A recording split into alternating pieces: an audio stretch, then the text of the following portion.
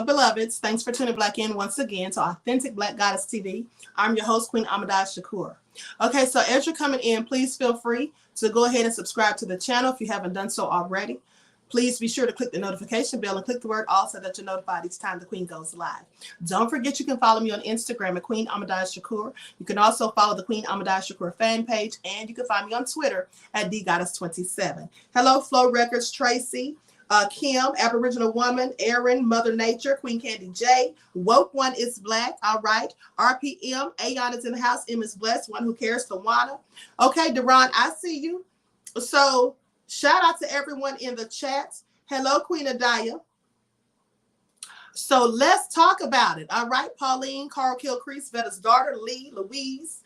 Okay, let's get into it. Shout out to everyone tuned in to the Queen, everyone in the chat. Now listen to this, people. Y'all tell me how this makes a tap of sense. I'm sure it doesn't.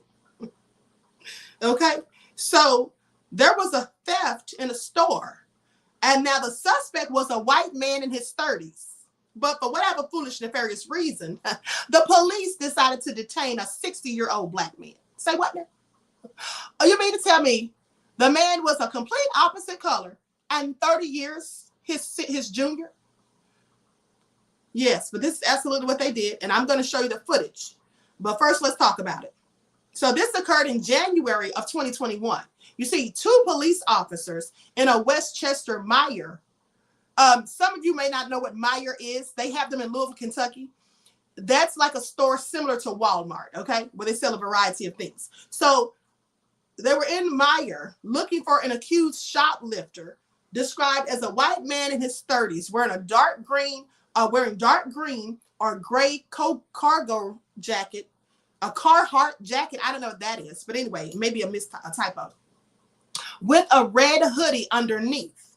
Now, they say, but the first person they stopped didn't match that description. Now, which a Meijer employee allegedly had given to Westchester Township Police. Then it was a 60-year-old black man by the name of Eric Lindsay who was wearing an orange down coat and a brown and tan scarf. Now, his clothes didn't even match the description. Now, he had stopped at the Meijer on Taylorsville Road after work that evening. And it's not entirely clear why the officers approached him. Because he was black. I'm just going to go out on a limb. I'm pretty sure that's why. So it's not entirely clear why they approached Lindsay, who has sued the officers in Meijer in Butler County Common Pleas Court. Thank you. I would have also. In a police body cam video provided by Lindsay's attorney, one of the Westchester officers, Tanner Cindy's, can be heard saying to his partner, Tim Mickenbaugh, that Lindsay had been watching him as he walked through the busy store. Is that why they arrested him? Because they were mad because he was looking? He says he was like mirroring me. The officers didn't end up arresting Lindsay, although they questioned him for several minutes in an aisle as other shoplifters looked on. And as the officers were talking to him, they learned that another officer had actually detained the real suspect. That person was a white man in his 30s who was wearing an olive green coat.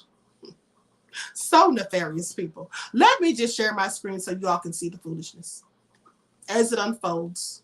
Lights up, everyone, please. Vetta's daughter said racist devils. Of course.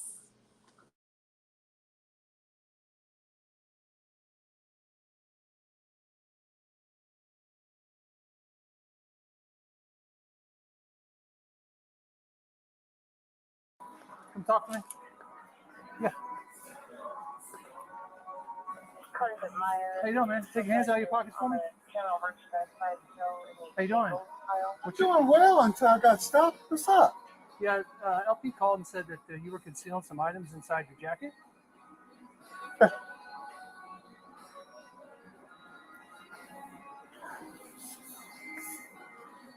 Who do I sue? Huh? Who do I sue when you don't find shit? Hey, come get this on film. Well, that's what Who do I sue? No, we're just trying to figure it out. Like I said, we got a call that LP is following somebody. Okay, let's say he's got a brown jacket on. Okay, jacket That's underneath. I walked in here 5 minutes after you guys walked in. I saw you walk in. So how could they see me Sir, steal some shit? I have no idea. Get this on film, please. Yeah. So that's what, again, that's what we're here just trying to figure it out. So what do you want? What do you want me to do? If you have things concealed. What did they say? A black man did it? No, sir. Well, what did they say? Because I walked in here after you guys. Listen. Yep. This isn't tan. Do you have any items in your jacket? Hell yeah, I got items in my jacket. Okay. Well, The items that I walked in here with behind you guys. Okay. Clear one in custody.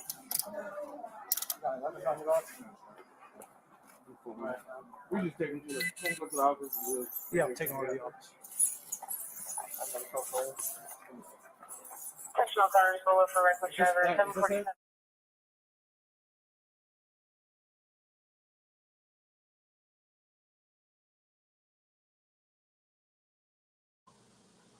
Who were those two? Those cops? Barney Fife and Andy Griffith? Because that's who they look like. All right. Y'all notice the last two stories that I've done on the previous live and this one? They were both township police. Pay attention. Clearly Mayberry. Yeah, he told them. But here's the thing though. The only thing that I would have done differently than him is, first of all, I would not have been talking to them in a hostile tone. Number one, that's what they want you to do. All right? That's what they want you to do. They want you to be upset. Yes, it's harassment. Shawana says, then they handle their brethren with kitten gloves. Of course they do, beloved. Of course. You saw how they were locking up the real thief? They weren't even going in on him or talking crazy to him, right? Just politely putting his little hands behind his back. Please miss me with it. I cannot. These people are something else. They are something else, honey. So anyway, let me continue. So you all remember that teacher who did the little dance? She was mocking Native Americans. Y'all remember that video went viral months back? Well, she was fired from the school, they say. I mean, did it take this long for them to fire her? Just curious. Because this was just reported yesterday. It says Riverside teacher accused of mocking Native American culture in viral video fired by the school. So she's been fired, and the video went viral back in October of 2021 when the teacher was chanting and mimicking Native American dances in order to teach her students a mnemonic device. Yeah, sure she was. The video placed her at the center of controversy in late 2020 with the local community calling the teacher's behavior insensitive. The teacher who works at John W. North High School was suspended shortly after the video and now fired. The teacher's been fired and has not been identified and has not issued a statement. Now, I want y'all to pay attention. They might have fired Karen, but what they didn't do is say Karen's name, and they blurred out her face. I want y'all to pay attention. I'm going to see if they have this video on here. Hold on. Yeah, here's the video. I'm going to show it to you again. But they blur out her face, so we can't even see who Karen is. Pay attention. This is how they protect their own. And likes up, everyone. Please like and share.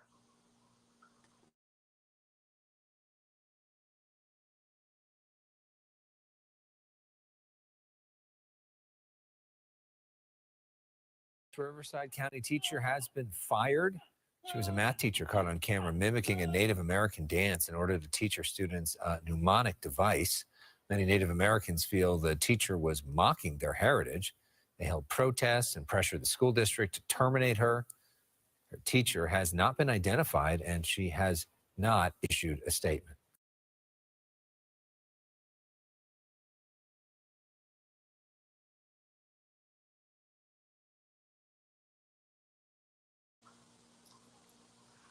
And now here's the thing. Once in the chats, if you think Karen was trying to mock them, or two, if you think Karen was actually trying to teach them the dance. Once, if you think she was trying to mock them and be nefarious, and two, if you think she was actually just trying to do the dance.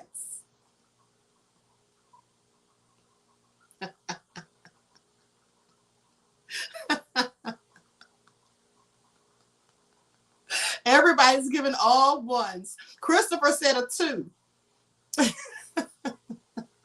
Well, goodness, Dan, look at all those ones. Oh, Black Women Stand Up gave a 3.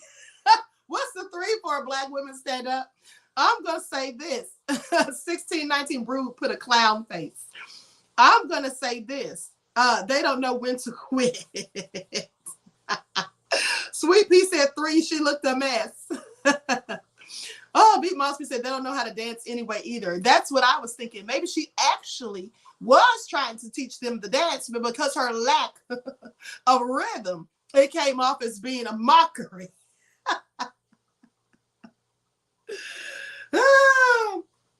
I'm just saying. She tried it. Well, she's fired now, honey. So that's the end of that. Okay, but let me continue. And so now listen to this. This is clearly not funny. Okay, likes up, everyone. Please like and share and subscribe to the channel if you haven't done so. Thank you in advance. And so now listen to this. So sad and clearly depraved. Let me make sure this is the video. Okay, a California couple pled not guilty to decapitating their own children. Oh, I misread that. I thought they pled guilty. I was like, they admitted to it. So father allegedly stabs children and shows their bodies to siblings, forcing them to stay in the bedroom unfed for days. And let me just say, this crime was perpetuated by none other than Karen and Tyrone. Pay attention. So a California couple has pleaded not guilty to decapitating their own children in late 2020. Maurice Jewel Taylor, Sr., 35 years old, and Natalie Sumiko Brothwell, age 45, have been charged with murder and child abuse. Now, a daughter and son, Malaika Taylor, age 13, this is so sad, and Maurice Taylor, let me get these pop-ups, age 12, were both found decapitated at the family's home in Lancaster, in the Mojave Desert, about 70 miles north of Los Angeles. Mr. Taylor was charged with felonies in December of 2020, 2 murder counts and 2 counts of child abuse in relation to his 2 other sons, according to prosecutors. The father stands accused of stabbing his 2 older children on November the 29th of 2020 and showing their bodies to the younger children. How sick. And these children were 8 and 9 years old at the time, and forcing them to stay in their bedroom for multiple days unfed. According to Deputy Eric Ortiz of the Los Angeles County Sheriff's Department, the children's bodies were found by authorities 5 days later. Mr. Taylor had been working at a physical therapy center in Santa Monica, but pivoted to holding sessions online due to the pandemic. Now, when he didn't appear for his appointments, clients contacted authorities, who then discovered the children's remains. Miss Brothwell was arrested in September at her home in Tucson, Arizona, and now faces the same charges as Taylor. They both pleaded not guilty in court on Wednesday.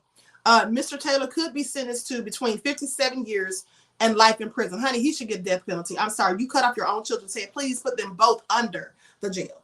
Okay, they are both in jail with the bail set at $4.2 million and are scheduled to appear in court on February the 15th.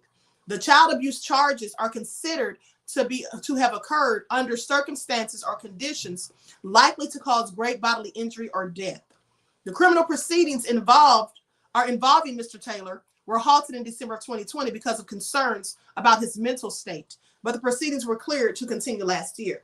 Now, the charges against Mr. Taylor doesn't incorporate special circumstance allegations that would make him eligible for the death penalty. Too bad. Or life in prison without the possibility of parole. I don't see how it doesn't, though. That's just crazy. Los Angeles County District Attorney George Gascon said that he was aware of the hue and cry concerning that the legal filing could somehow provide less safety for our community in this case. Now, they say, what would be the utility to take somebody that is probably going to spend the rest of his life in prison to continue to add years and waste taxpayers' money on additional litigation, he says, shortly after assuming his post in December of 2020. I'm going to share my screen so y'all can see these two thugs. Likes up, everyone. Please like and share.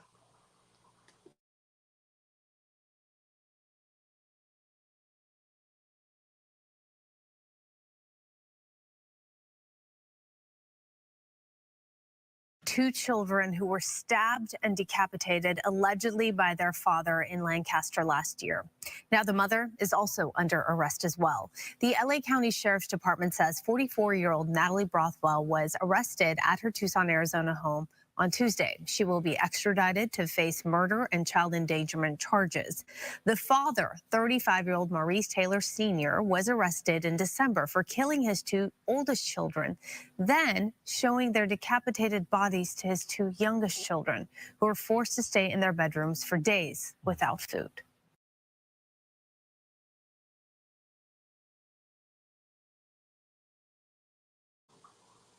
Hold on. Hold on, I thought they were going to show their pictures. Let me pull up their pictures on the screen so y'all can see these two thugs.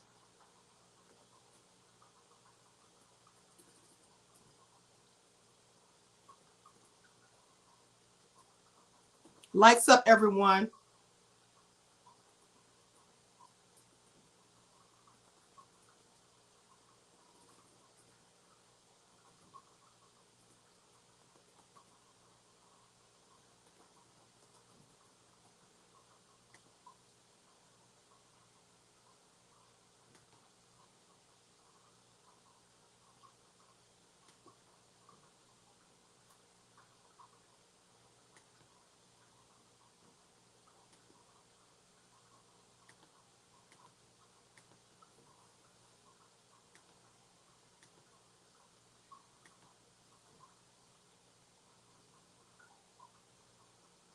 This is them right here.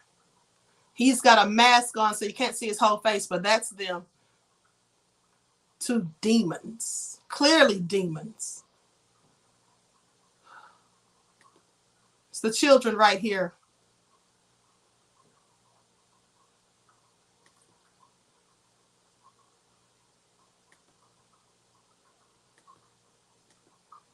That is just so extremely sad and heartbreaking. Who does that to anyone, especially your own children? Anyway, so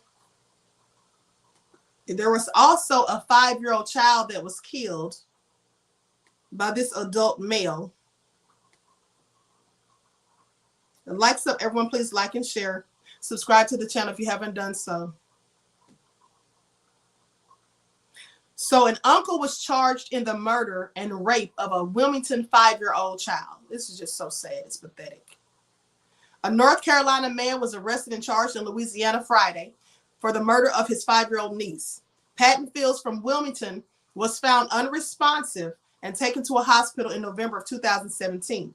She was pronounced dead 3 days later, and an autopsy showed she had signs of sexual trauma and strangulation, according to officials. A year later, David Wesley Prevets, now 23, was arrested and pled guilty to unrelated charges of intimidating a witness, breaking and entering, larceny, and burning down a building, according to the Lafourche Parish Sheriff's Office. He was released from prison after serving 10 months. So after an investigation, Pender County Sheriff's Office charged Prevet with first-degree murder, or private, something like that, with first-degree murder, first-degree statutory rape, and statutory sex offense with a child by an adult. He would have been 18 at the time of the murder. So they say that news reports say that Privat had made threats to one of the lead investigators in the case in 2018. Eventually, investigators tracked him down and found out that he was living in the Bayou Blue, Louisiana. He was awaiting extradition in Louisiana on Friday. Community leaders have been calling for justice for Fields since her death, ever since her death more than 4 years ago. Lawyers with the local chapter of the National Black Leadership Caucus said they're grateful that an arrest was made, but there are still questions they want answered. So I'm going to share my screen. They say, I would like to know why it took so long, especially if he was the only person suspected of committing the crime. He could have easily done it again. This is what Doreen Cromartie said, the vice chair of the caucus local chapter. Sonia Patrick, who's an activist with the NBLC, wants local leaders to be to put more resources into solving crimes so that Fields' family and other victims won't have to wait so long to find answers.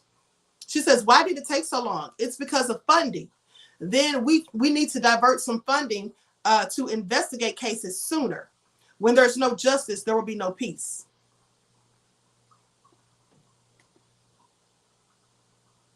And this is just a brief video showing the little girl. I'm going to let you all see this. Lights up, everyone. Queen Abby says, you can run, but you can't hide. You will be caught. Absolutely. M. Soul says they do not lock up people for the exact same crimes their elected officials commit. Right. Also crazy. Throw him in an incinerator. That would be justice for the 5-year-old, says Michelle. Dan says, to be clear, I'm not generally for the death penalty, but situations like these are an absolute exception as far as I'm concerned. I feel the same way because I'm not usually for it either. But in some cases, people are just so nefarious. They don't deserve to live. I'm sorry.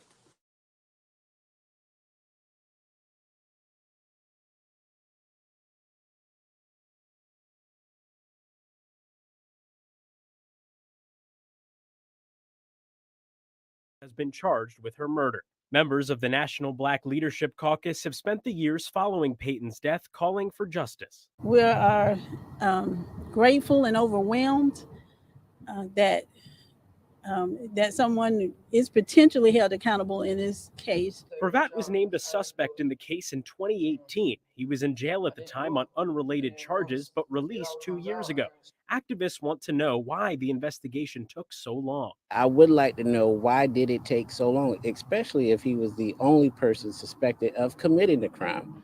You know, he could have easily done it again. They want local leaders to put more resources into solving crime so Payton's family and other victims won't have to wait so long to find answers. Why did it take so long? If it's because of funding, then then we need to divert some funding from there to investigate cases sooner. Still, they plan to continue their fight for justice and want to make sure that what happened to 5-year-old Payton never happens again. But we have to move forward for our youth like Payton.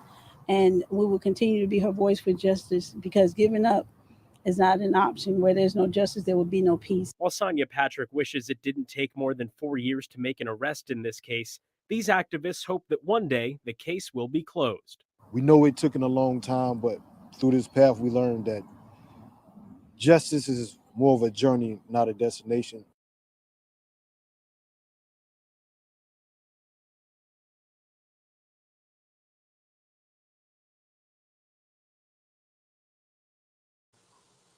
I think that after we saw the suspects of the accused, we know why it took so long. Y'all think they wanted to lock him up for killing that little black child? Absolutely not. Absolutely not. That's why it took so long as far as I'm concerned, okay? This reminds me of a similar story where a 16-year-old male, a Caucasian male, Cragen Grooms, raped that 12-month-old black baby and killed it. And he was recorded on video, so it was obvious he did it. And they gave him no prison time because the judge said the person who recorded it didn't have his permission to do so. I'm sorry, say what? So you mean to tell me you're out here committing a felony, all right? Molestation and murder, and you have to give permission for someone to record you? That was their excuse. Pay attention. The devils take care of their own, and that's just what they do. With that all being said, I'm going to conclude this broadcast. I want to thank you all for tuning back in once again. Please make sure you like and share this video. Subscribe to the channel if you haven't done so already. Be sure to click the notification bell and click the word all so that you're notified each time the Queen Goddess goes live. Yahweh says, death to bitter Babylon. With that all being said, I'm going live on the original Queen Ahmadiyya Shakur show. We've got to talk about Tiki Barber. I mean, he looked like he literally wanted to cry, over Brian Flores' lawsuit against the NFL and calling them racist and saying they discriminated. He clearly was pressed. And also, Roger Goodell had something to say, and we're going to get into that. So that starts at 8 o'clock, going live right now. So everyone, please tune in. Hope to see you in the next chat. Peace.